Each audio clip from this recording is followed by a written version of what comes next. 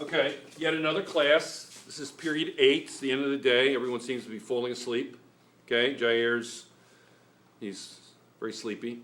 Okay, just think nice thoughts and you'll fall asleep. Okay, excellent. Now, the last film I made, was about the heat engine. Let's just review very quickly. You have a reservoir, heat reservoir, a heat sink, hot temperature, cold temperature, heat flowing from high energy, or the book says the second law of thermodynamics is, I'm reading from the book, it says the second law of thermodynamics states that heat will never flow of itself from a cold object to a hot object. Why they just don't say heat flows from high concentration of energy to low concentration of energy. And that's how it flows. It just so happens that you can use some of that energy to do work. And that's an engine. You have engines in cars that you drive to school. You have steam engines that you use to make electricity, where you have oil, gas, what else? Coal, nuclear energy to produce electricity. It's essentially boiling water. It's much more complicated than that, but essentially that's all it is. It's just a fancy way to boil water. Now, what I want to do is I just want to talk about this just briefly. Do you see that? Get a good shot of that? Okay. I'm reading from the book, and it says that in considering heat engines, we talk about reservoirs. Okay. We picture a high temperature reservoir, which is here. That's where the combustion is taking place. I'm burning the fuel. As vast, something from which we can extract heat without cooling it down. So it's vast. I'm going to take heat out of there, but I'm not going to cool it. It's going to stay hot. All right. Likewise, we picture a low temperature reservoir here. Some people call it a heat sink. And let's see, where I lost my train of thought here. It says, as something that can absorb heat without itself warming up. So this can absorb heat without warming up, correct? You with me? Okay. So let me just start over.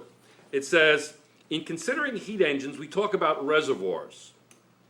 We picture a high temperature reservoir as vast, something from which we can extract heat without cooling it down. So you're going to extract heat from the high temperature reservoir, and you're actually going to do work with that extraction, but we'll get to that in a minute. Likewise, we picture a low temperature reservoir, which I call a sink. Some people call it sinks, heat sink, as something that can absorb heat without itself warming up. Stays cold. It's kind of a magical thing. Heat flows out of the high temperature reservoir into the heat engine. So it flows here into the engine. This is the engine here. That's the guts, okay? That's the guts. And let's see, heat flows out of the high temperature reservoir into the heat engine and then into low temperature reservoir as shown on the board here. Okay? Now, 1. Every heat engine will, write this down, 1, increase its internal energy by absorbing heat from a reservoir of higher temperature. Okay?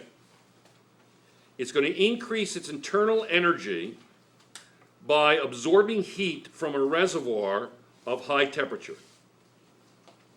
Yes? 2, it's going to convert some of the energy into mechanical work. That's this. You're going to convert some of the energy to mechanical work. Correct? Yes? Okay. Now, and you're going to expel the remaining energy as heat to some low temperature reservoir. In a gasoline engine, for example, in your car, gasoline, the burning fuel in the combustion chamber is a high temperature reservoir. 2, mechanical work is done on the pistons.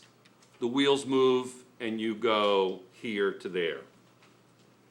And 3, expelled energy goes out as exhaust. According to the second law of thermodynamics, here it comes, you ready? No heat engine